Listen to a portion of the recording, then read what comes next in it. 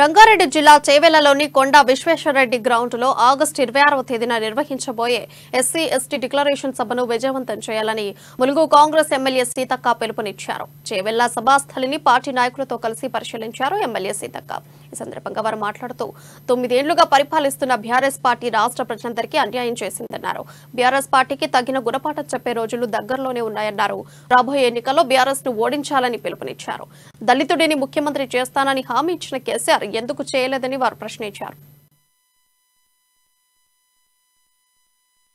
అదేవిధంగా రిజర్వేషన్లు వాళ్ళు అనుభవిస్తున్నాం. అలాంటి అందరం కూడా ఎస్సీ ఎస్టీ రిజర్వేషన్లు వచ్చినాయి అంటే కాంగ్రెస్ పార్టీ తీసుకొచ్చినటువంటి రాజ్యాంగంలో పొందుపరచబడ్డటువంటి హక్కులతోటి ఈ రోజు మేము ఎమ్మెల్యేలు కాగలిగినాం. ఆ రోజు అంబేద్కర్ గారు, డాక్టర్ బిఆర్ అంబేద్కర్ గారి ద్వారా రచింప చేయబడ్డటువంటి రాజ్యాంగం ఇవాళ భారత పౌరులందరి యొక్క ఆత్మ గౌరవానికి ప్రతీక. అలాంటి భారతీయుల యొక్క ఆత్మ గౌరవాన్ని కూడా ఇవాళ రాజ్యాంగాన్ని మార్చేసి, ఆలోచన విధానాన్ని మార్చేసి, కేవలం విగ్రహాలను చూపించి మరి అంబేద్కర్ గారి ఆలోచనను కూడా రద్దు చేయాలి, రాజ్యాంగాన్ని కూడా మార్చాలనేటువంటి కుట్రలు చేసేది బీఆర్ఎస్ పార్టీ, టీఆర్ఎస్ పార్టీ అని సందర్భంగా తెలియజేస్తా ఉన్నాం. ఇవన్నీ కూడా